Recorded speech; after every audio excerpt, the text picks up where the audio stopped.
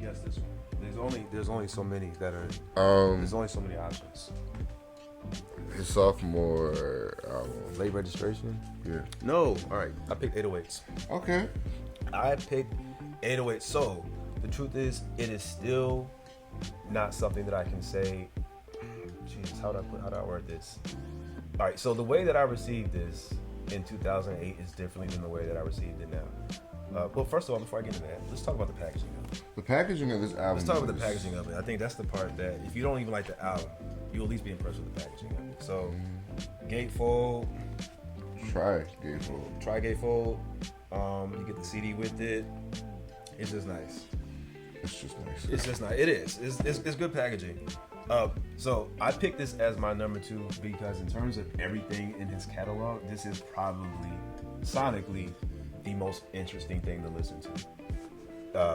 Content-wise, it's still not my favorite. I'm still not crazy about all of the melodies and the singing and whatnot, even though that's what made this album significant to a lot of other people. I just like the way it sounds, and you know, you and I talked about the instrumentals for Outkast for AT Aliens at one point.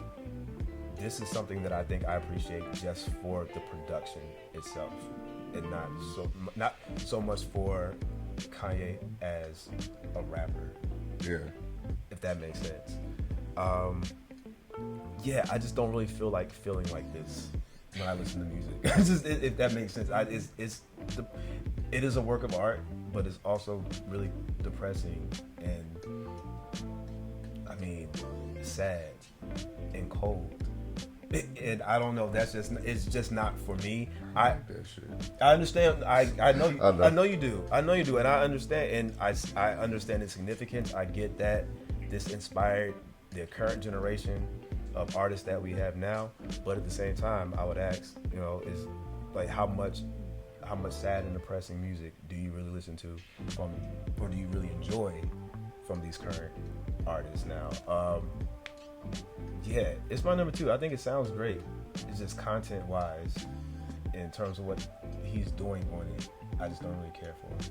So I picked this as my number 2 just because I think out of everything, it's the most intriguing and interesting to like listen to. Mm-hmm. Okay. Yeah, that's it. You got your point there. That's all I got for my next. Yeah, go for it, bro. Number 1. What's your number 1? I think we already know what my number 1 I already know what your number 1 is, bro. You've been consistent, bro.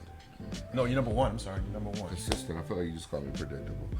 No, I'm just saying with this album. You've been yeah.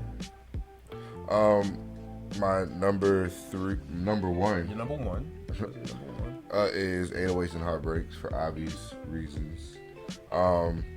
I think that even when I first listened to the album in like 2008, I wasn't the biggest fan of it at first. Honestly, like I thought it was cool. I thought it was a bunch of auto-tune weird shit, and it sounded good or whatever. But as I got older, I started to appreciate it a lot more. And then when I got it on vinyl, I fell in love with it. Just like bring it back to the point that you said about the production. The production on this album is top tier. And just even the material to me, I love everything about it. I love even the backstory, how he recorded this album out of pain. I like hearing stories about how the album came about. He went to Hawaii to, record his album after losing his mother and losing his girlfriend. What was her name? Alexis, I think.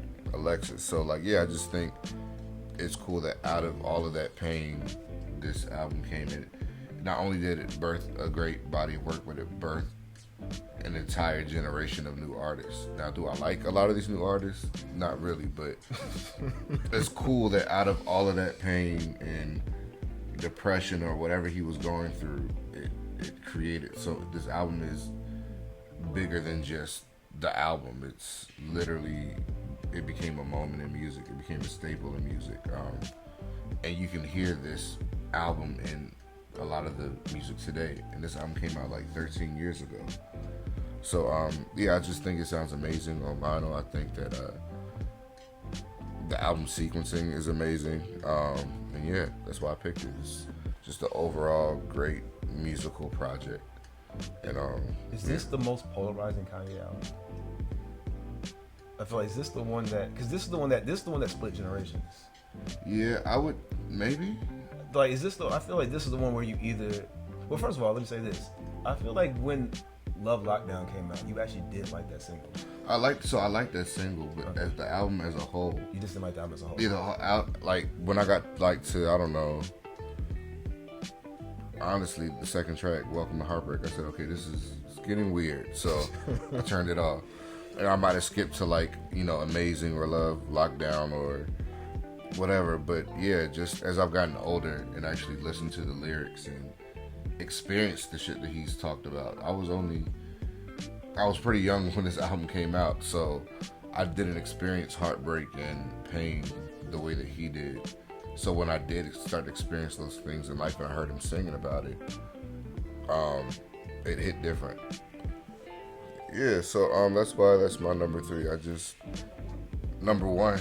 Number 1. That's why it's my number 1. That's why it's your number 1. Because I like depressing shit, and I think pain makes for amazing art, and that's like that's TV, that's film, that's music, that's literature, that's anything. I think beautiful things can come out of pain, and this is a beautiful thing that came out of his pain. So yeah, that's why it's my number 1. It sounds amazing on vinyl, of course, but also just all around, it's a great project. And yeah, Good number 1 pick, Brandon.